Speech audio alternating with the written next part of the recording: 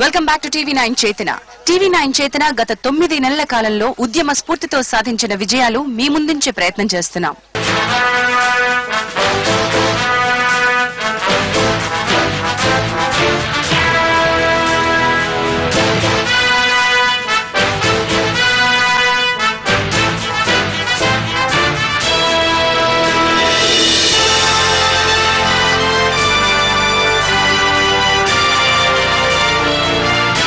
చేతన 19వ committee Lakshmi Nagar. Nagarjuna Sagar ring రోడ్డుకు 10 కిలోమీటర్ల దూరంలో ఉన్న లక్ష్మీనగర్ లో 60 గజాల చొప్పున స్థలం కేటాయించిన ప్రభుత్వం మౌలిక వసతులు కల్పించడంలో విఫలమైంది. డ్రైనేజీ వ్యవస్థ లేక బస్తీవాసులు ఇళ్ల ముందు గుంతలు చేసుకుని డ్రైనేజీ నీళ్లు అందులోకి వదులుతున్నారు. దీంతో అనారోగ్యం వారిని ఆవహించింది. విషయాన్ని చేతన కమిటీకి తెలిపి తమను కాపాడాల్సిందిగా కోరారు వారు. రంగంలోకి దిగిన చేతన కమిటీ ఎఫెక్ట్ కు అధికారులు దిగివచ్చి డ్రైనేజీకి నిధులు మంజూరు చేశారు. అంతేకాకుండా కాలనీకి మంచినీళ్ల కనెక్షన్ కూడా ఇప్పించారు. చేతన 24వ కమిటీ ఎల్లమ్మ బండ సమీపంలోని మహంకాళి నగర్. ఇక్కడ అన్ని సమస్యలే. బస్తీ వెలిసి ఏళ్లు గడుస్తున్నా ఒక రోడ్డు గాని డ్రైనేజీ కానీ లేదు. ఇక్కడ చేతన కమిటీ ఏర్పడ్డ తర్వాత ప్రజల్లో ఐకమత్యం పెరిగి కమిటీ బలపడి నాయకుల బండారం బయటపెట్టేందుకు నడుం బిగించారు. ప్రజాబలం ముందు పాలకులు తలొగ్గి మొత్తం 21,10,000 రూపాయల నిధులు మంజూరు చేశారు. నిధులు మంజూరైన వెంటనే చేతన కమిటీ బస్తీ పనుల పర్యవేక్షణ పనుల్లో పడింది. ఇక్కడికి వచ్చే ప్రతి అధికారిని ప్రశ్నించే ఒక ప్రజా దర్బార్గా మారింది. చేతన 29వ కమిటీ కైసర్ నగర్. నేతల కటౌట్లు తప్ప అభివృద్ధి నామమాత్రమైనా కనిపించదిక్కడ. నోరు మెదిపితే రాజకీయ రౌడీలు రంగంలోకి దిగుతారు. విసిగెత్తిన కైసర్ నగర్ వాసులు చేతన అండతో కుత్బుల్లాపూర్ మున్సిపాలిటీ ఎదుట ధర్నాకు దిగారు. దాదాపు 300 మంది ధర్నాలో పాల్గొన్నారు. ధర్నాకు స్పందించిన మున్సిపల్ కమిషనర్ కైసర్ నగర్ పర్యటించారు. నెల రోజుల్లో పనులు మొదలు పెడతామని ప్రజలకు హామీ ఇచ్చారు. చేతన 30వ కమిటీ స్వామి వివేకానంద నగర్. వివేకానంద నగర్ పాత బస్తీ పాలకుల చేతిలో మగ్గిపోతున్న ప్రాంతం. హౌసింగ్ స్కీమ్ కింద ఇళ్లు కట్టించిన ప్రభుత్వం వడ్డీ వ్యాపారుల్లాగా ప్రజల్ని పీక్కు తింటోంది. కనీస అవసరాల కల్పించే విషయంలో ఫెయిల్ అయింది.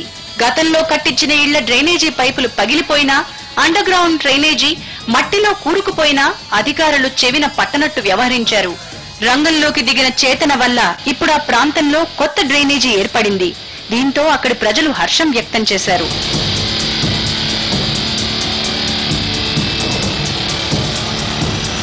చేతన కేవలం ఒక కార్యక్రమం మాత్రమే కాదు, చేతన ఒక ఉద్యమం. ఈ ఉద్యమంలో భాగంగా టీవీ9 చేతన బడుగు బలహీన వర్గాల పేద ప్రజలకు అండగా నిలుస్తోంది.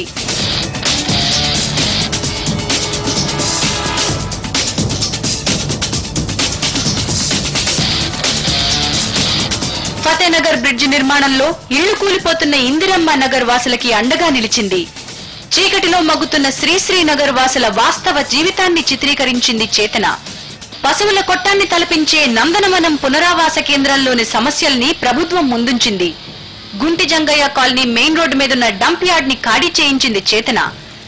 నీళ్లలో నానుతున్న సబితా ఇంద్రారెడ్డి నియోజకవర్గం ఉస్మాన్ నగర్ వాసులకు ప్రభుత్వం చేత నష్టపరిహారాన్ని అందించింది. రక్త చరిత్రని తలపించే భోలక్పూర్ లో కలుషితమైన బతుకుల్ని కళ్లకు కట్టినట్టు చూపించింది చేతన.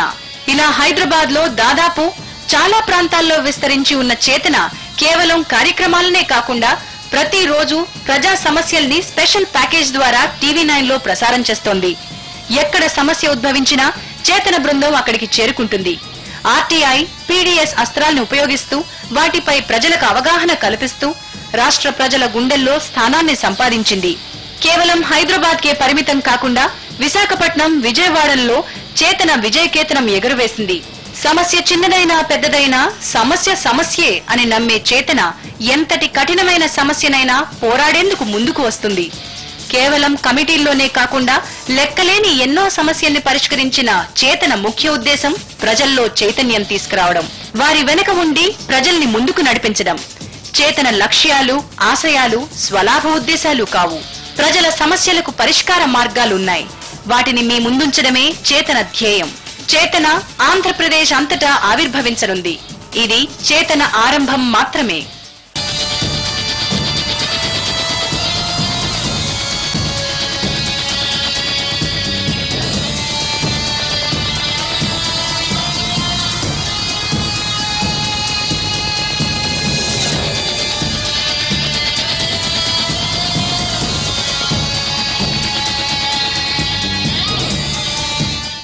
గట్టి మాటలు కట్టిపెట్టోయ్ గట్టి మేల్ తలపెట్టబోయ్ అన్న మహాకవి గురుజాడ అడుగుజాడల్లో నడుస్తూ అదే దీక్ష అదే తపస్సుగా ఆ దశలోనే నిరంతర ప్రస్థానం కొనసాగిస్తుంది TV9 చేతన.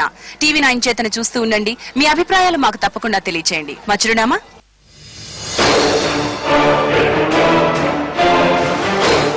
తిరిగి వచ్చే వారం TV9 చేతనలో మహానగరంలో మగ్గిపోతున్న మరికొందరు పేద బస్తీల్లోని సమస్యల్ని మీ ముందుంచుతాం.